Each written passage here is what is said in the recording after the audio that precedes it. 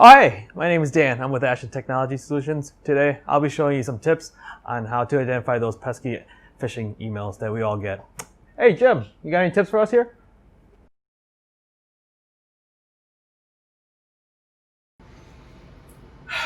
Jim, we talked about this.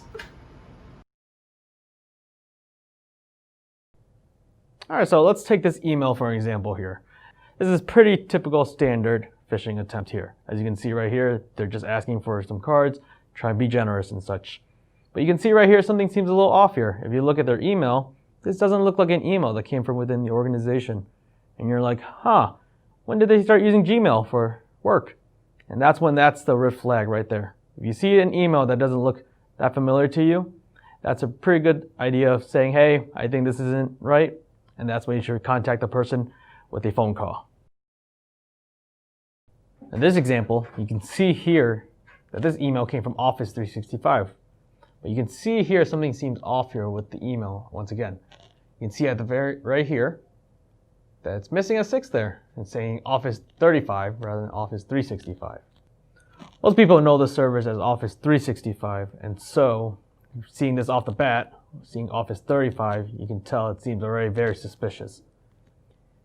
If the email doesn't really give it away to you right here, you can also check the other stuff within this email. For example, you can tell with just weird spacing they have, odd lettering, or even this hyperlink they provide to you right here, which that doesn't seem right to me as well.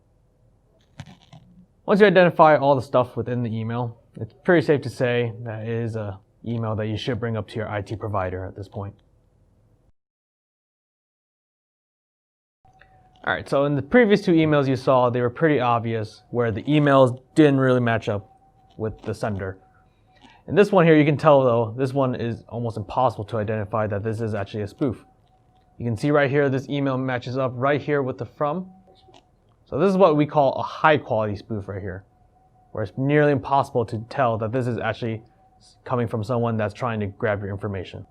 Alright, looking at the body of the message here, you can see that the message looks pretty right, but there is actually one thing that's throwing this whole email off, which is this hyperlink right here. It's pretty vague actually. If you look at it here, there's no specifics as to where it's activating anything, really. So, if we were to click on this link right here, what this will take me to is a Microsoft 365 lookalike site. And from there, of course, since we are putting in our information, we will reluctantly provide our credentials. What this does, however, is when we hit that enter, our information is going to be stored within a database of the third party that's trying to grab our information and basically use that information for malicious intent. This has been an Ashton Technology Solutions Quick Tip.